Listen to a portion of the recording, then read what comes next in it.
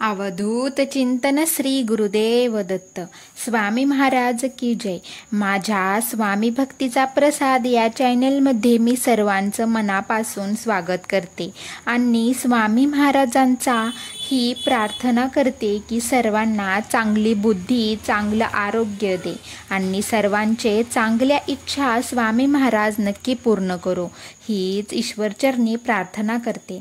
आणि आजच्या सुंदर अशा स्वामी महाराजांची कथा आपण बघणार आहोत, ऐकणार आहोत.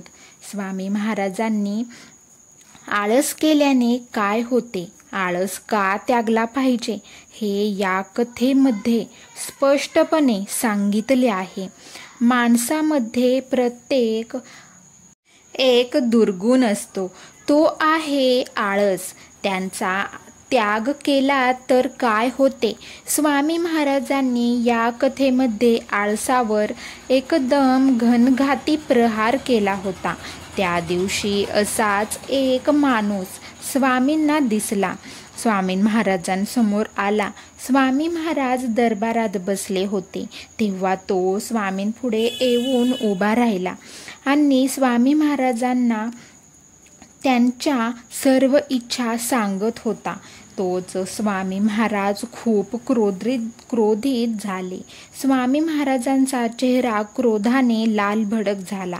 त्यांच्याकडे पाहून स्वामी महाराज बोलले, आळशी लोकांचे तोंड पाहू नये.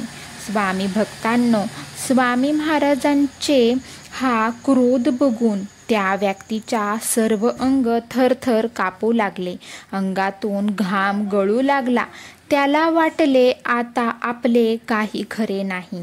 असे वाटताच त्याने स्वामी महाराजांच्या समोर नाक घासून माफी मागितली आणि प्रामाणिकपणे कष्ट करण्याचा संकल्प घेतला.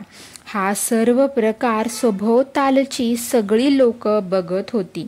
स्वामी महाराजांना सुरुवातीपासूनच आळशी लोक आवडत नव्हती आणि अजूनही आवडत नाहीत.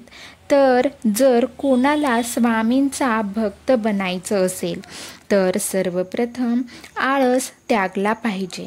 स्वामी महाराजांनी हाच मोलाचा संदेश सर्व स्वामी भक्तांना दिला आहे. असं म्हणतात, आळसाने एकदा का माणसाच्या अंगावर घात केला तर त्या व्यक्तीचं आयुष्य पूर्ण व्यर्थ आहे. आपण ज्या पण कार्यात आळस करतो त्या कार्याचा शेवट हा अपयशच असतो.